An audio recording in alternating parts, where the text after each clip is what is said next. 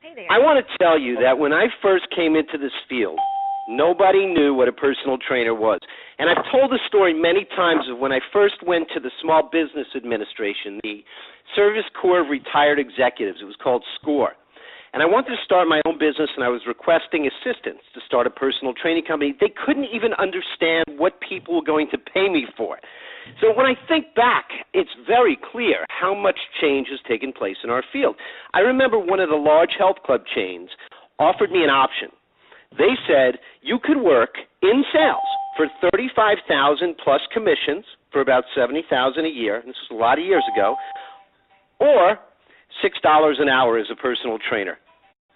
I remember Jack LaLanne Health Spa put me through 2 days of training to be a fitness instructor, and I was the only one out of about 25 trainers who had any college background at all. And after 2 days of learning target heart zone is 130 to 160, lift weights to build muscle, and do aerobics to burn fat, we all left with certificates, and we were told they meant something.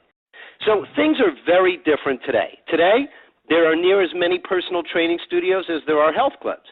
And the better health club chains, they offer pretty decent salaries plus incentives for their key training directors. And then we've got spin-offs that range from boot camps to CrossFit, and they're opening up internationally. So it's fair to see the landscape has changed. Now, I'll say that this past decade has brought the most change of any.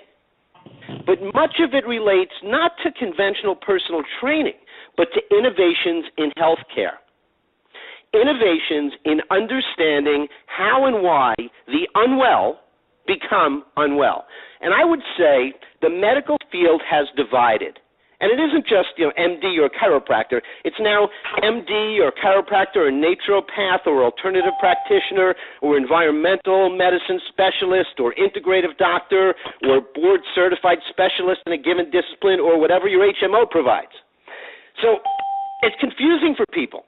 And while this all sounds as if it relates only to doctors, I want you to understand who is most affected. Our population, the public, the people. They're confused, they're misdirected, and they have challenges that go beyond finding the right expert.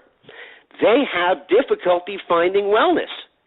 Their real challenge is the world that we live in today. Even when it just comes to air and food and water. They used to be our friends, but now they're questionable. People today are exposed to more junk and garbage and I would say pseudo food than ever before. And much of it shows up disguised as healthy. If you understand the changing landscape related to our nation's health, then a bit of forward thinking should help you recognize that this brings us some new potential. I'm not going to pull any punches. I'm going to say firmly, and Dr. Bleiweiss, you're free to challenge me on this, exercise and supportive eating can reverse insulin resistance. Exercise and supportive eating can reverse osteopenia. And most of the diagnosed hypertension in the workplace and the community can be reversed by exercise and supportive eating. And most of all, exercise and supportive eating can reverse or eradicate inflammation, which is in essence the root cause of all disease. Now, there has never been a time as ideal for medical practitioners and fitness professionals to form alliances than right here, right at the cusp between 2010 and 2011. And I don't mean trainers and doctors have to share an office, although that concept offers promise, but the doctor can utilize medical interventions, referenced in Greek mythology as panacea, and the fitness professional can empower people, help clients develop more supportive habits, and educate the public as to what eating supportively really means, which in Greek mythology is the other piece of the physician puzzle, that referred to as hygeia. Now, there are some doctors who are on it. I mean all over it. My friend Dr. Mark Hyman, he's one of them. And he told me there's an amazing doctor right in my backyard, actually in Boca Raton, which is sort of my backyard. Yeah. A couple exits on the turnpike. His name is Dr. David Bleiweiss. I think the world of Dr. Hyman, so if he's throwing a recommendation my way, I'm going to listen. And I'll say this, since I met him, Dr. Bleiweiss has lived up to everything he was promised to be. And while I can impress you with his track record and his achievements, I'd rather use the time to allow you to meet him. So, Dr. Bleiweiss, hi. Hi, thank you, Phil. I won't argue with Phil about lifestyle and sensible eating. What we found in the integrative medical field, and specifically in functional medicine, which is what Mark Hyman and I do, is that the chronic disease that we are seeing now, and not just today, but that has been on the upswing for the last 60 years, has resulted from the emergence of a disturbed metabolism in our bodies, and primarily lifestyle, the environment, including the air you breathe, the water you drink, are the major factors that are altering our genes and their expression, and that results in our disturbed metabolism. We did not have, years and years ago, and some of you are old enough to remember, if someone was dying from cancer or died from cancer, we whispered that. We whispered it because no one was dying from cancer. It was a rare cause of death. The same reason we rarely saw rheumatoid arthritis or multiple sclerosis or systemic lupus erythematosus. The levels of diabetes and morbid obesity on the rise now. We never saw these things before. So what changed in the landscape? Was it us? We haven't changed. We haven't changed in 1,000 years, in 2,000 years, probably in 10,000 years. We really haven't changed that much. Dr. What Blywhite. has changed is the scenery around us, the environment around us, the Dr. air we Blywhite. breathe. I'm sorry. I just want to back you up a little bit, because there are two terms that are used to describe the type of medicine you practice, and you kind of zip by them, but I want to stop you because I want people to understand what they are. You said integrative medicine, and you said functional medicine. Are you comfortable with both of those, and can you define them a little bit for us? Sure. Integrative medicine is integrating everything we've learned alternatively, herbally, and integrating it with pharmaceutical medicine, integrating it with the regular conventional thought, the conventional wisdom. Functional medicine, on the other hand, drills down a little bit deeper and is basically looking for the classic 5 things that we find that almost every single chronic degenerative disease springs from, which are the stressors in our life, a lot more than we had 100 years ago, toxins, a lot more than we had 100 years ago, even 60 years ago, allergens, again, more than we've ever had, levels of infection that we've had, and our basic nutritional levels. So functional docs are basically looking for everything that's bad that you have in you, whether it's a persistent organic pollutant, a heavy metal, whether it's the fact that you've got Epstein-Barr virus or cytomegalovirus with your herpes virus, and your chlamydia, and your mycoplasma. You mentioned chronic degenerative disease, right? Yes. Now, that can affect many different systems of the body, or one particular system of the body. I want to name a few things that I believe you believe cause brain damage, okay? I'm going to quickly list. I'll limit it to 4 items, but it can be a very long list. So let me mention all 4, and then I'm going to ask you to respond, okay? Here we go. Yes. Cocaine, Yes. hydrolyzed vegetable protein, glutamate, Yes. hydrolyzed plant protein. Cocaine, one of the few drugs that actually wreaks havoc among your neurotransmitters in your brain, destroys things, sets them apart, raises levels of excitability. One of the most toxic drugs out there. So I don't disagree with that. Hydrolyzed vegetable protein. Now, that doesn't sound so scary. Should it be? It depends what you're hydrolyzing. How about glutamate? Glutamate is a neuroexcitotoxin. We've known that for years. Is it fair to say that some of the things that people are eating in restaurants that they don't even know they're eating in restaurants can have the same neurotoxic effects on their brain as drugs?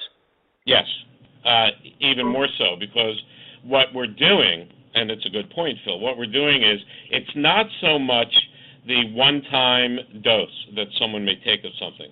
It is that chronic, consistent, low-grade consumption of something that we find is actually causing difficulties, whether it's arsenic or it's Splenda or aspartame. I mean, the medical council that was sitting on the committee to give a yay or nay on aspartame turned it down unanimously.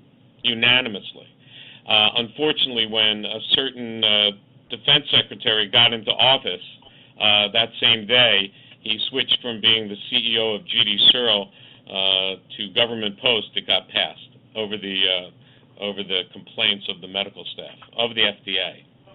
So our food is causing disease, right? Our food is causing disease, and I know the example you want me to go to, so I'll go there.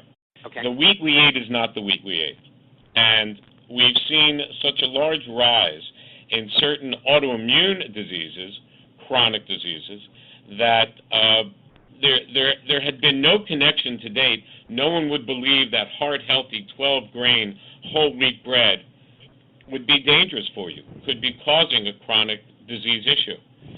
What I'd like to tell people is that's true, and that may even be fair, in that the wheat and the grain we've eaten over the last 10,000 years, we have acclimated to. We acclimated to the point where 1 to 3% perhaps of the population, after 10,000 years of eating emmer or einkorn bread, had celiac disease, and maybe 5% had a gluten intolerance. Problem is, the wheat we eat isn't the same. They changed it about 50, 60 years ago, and it began with a fellow named Norman Borlaug, who actually saved India by making dwarf wheat. It could grow in the winter. It was 18 inches tall. It didn't fall over and drown in its own water during monsoons. But it has 48 genes as opposed to the original 14 that our wheat used to have. So we may call it wheat. It's not exactly wheat. It does a bunch of things, like it has a higher glycemic index, 2 slices of regular whole wheat, than a Snickers bar. Higher glycemic index. And we wonder why people are getting fatter. It also, if you hook it in with the over-the-counter products we've been taking for years, Advil, Nuprin, Mediprin, Prilosec, Nexium, things that stop your stomach acid, which is its own story, as well as our taking antibiotics to kill our gut bacteria. When you combine certain foods that you shouldn't really be eating with a gut that has microscopic openings in the cell lining, the body will indeed, when that gets through into the bloodstream as undigested protein, will attack it. And when it settles out in your joints and the body attacks it, we call that rheumatoid arthritis. So we may be naming these diseases geographically, but they're all the same disease issue. We're eating certain foods, and they're getting through our leaky gut, and our body's reacting. Now, if it looks like corn, is it fit for human consumption? If you tell me that genetically you are a Mayan or an Aztec or a Mexican from 1,000 years ago, 2,000 years ago, I'll say probably, because you have evolved with what used to be maize, but is no longer maize. When they brought corn into the European diet, it really did not catch on, because as people were eating it, as they expelled it, because they had chamber pots back then, they saw what was coming out, and they stopped eating it. So the food combines got smart and began to crush it to make cornstarch, cornmeal, and the worst offender of all since 1970, high fructose corn syrup, which has mercury in it because of the processing involved. So you've got a food that we probably shouldn't be eating, that's in most everything we eat, and is a prime component of our rate of obesity. You know what's a little scary? You are so exposed to this on a daily basis that you say a lot of things matter-of-factly because they're just what you deal with every day. But right. This should be shocking to people. You know, I mean, really, there needs to be a wake-up call. So some of the things that you're saying, when people just hear mercury, it just kind of zips right by, you know, or genetically modified. The bottom line is, if people don't take responsibility for what they're putting in their bodies, then medicine cannot rescue them, correct? That's true, but also understand that medicine has not been there to rescue them. And that leads me to a final question that I have for you. I have a client who came to me with a long list of medications. They were all anti. She took anti-inflammatories and antacids and antidepressants. Everything was anti. When you start to look at the medications that are most commonly prescribed, they all seem to synthetically target a symptom. They're anti the symptom rather than recreating health. Now, I know you prescribe, as an example, probiotics. Can you talk about why the medical field has become so anti and how you believe we can be more proactive? medicine has historically focused its evolution on the refinement of a diagnosis of a pathology, so that we're to the point where the medical model philosophically assumes that each disease state is independent from all the others.